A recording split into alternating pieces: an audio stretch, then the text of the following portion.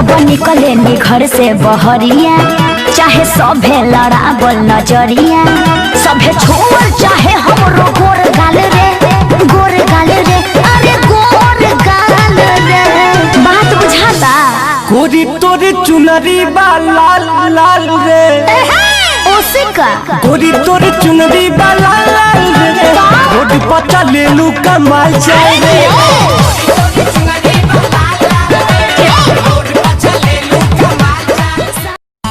JMS प्रस्तुत करते हैं शांति प्रोडक्शन स्क्रिप्ट सुभाष यादव द्वारा निर्मित राजा राजकुमार, सभे छोड़ चाहे हम। अक्षरा सिंह, रितेश पांडे अभिनीत एक संपूर्ण पारिवारिक फिल्म जल्द ही आपके नजदीकी सिनेमा घरों में। गोरी तोरे चुनरी बा लाल लाल। राजा राजकुमार सुभाष यादव द्वारा निर्मित, HS पवन द्वारा निर्देशित और उदित नारायण, राजा हसन, रितेश पांडे और आराधना मिश्रा के सुरीले गानों से सजी एक संपूर्ण पारिवारिक फिल्म राजा राजकुमार।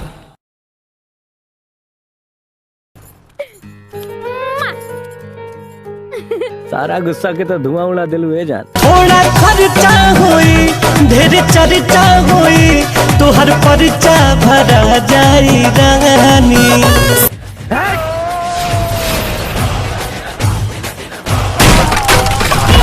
थोड़ा खर्चा हो रे, ढेर चर्चा हो रे, तोहर परिचा भरा जाई रानी।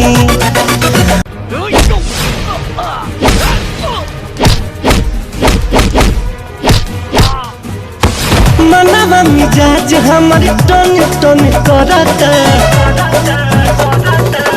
पगला पसंद करता, पगला पसंद करता। यहाँ के दूध बाटेलू, हमारा के तू दूध ना पिएबू, बोला। अरे बड़ाई के जाके अपन माई के दूध पिया ना।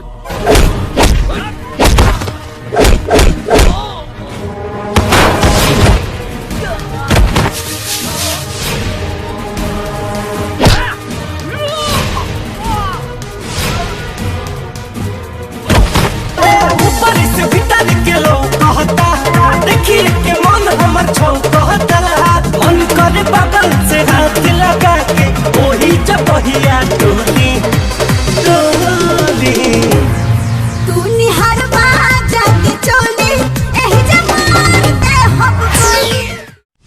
JMS प्रस्तुत करते हैं राजा राजकुमार, कैसन होई फेस के का। सुभाष यादव द्वारा निर्मित, अक्षरा सिंह, रितेश पांडे अभिनीत एक संपूर्ण पारिवारिक फिल्म जल्द ही आपके नजदीकी सिनेमा घरों में। राजा राजकुमार सुभाष यादव द्वारा निर्मित, HS पवन द्वारा निर्देशित और उदित नारायण, राजा हसन, रितेश पांडे और आराधना मिश्रा के सुरीले गानों से सजी एक संपूर्ण पारिवारिक फिल्म राजा राजकुमार।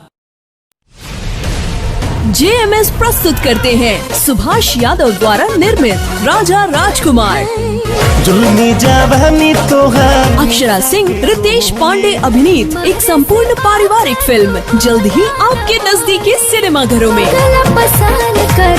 राजा राजकुमार सुभाष यादव द्वारा निर्मित, HS पवन द्वारा निर्देशित और उदित नारायण, राजा हसन, रितेश पांडे और आराधना मिश्रा के सुरीले गानों से सजी एक संपूर्ण पारिवारिक फिल्म राजा राजकुमार।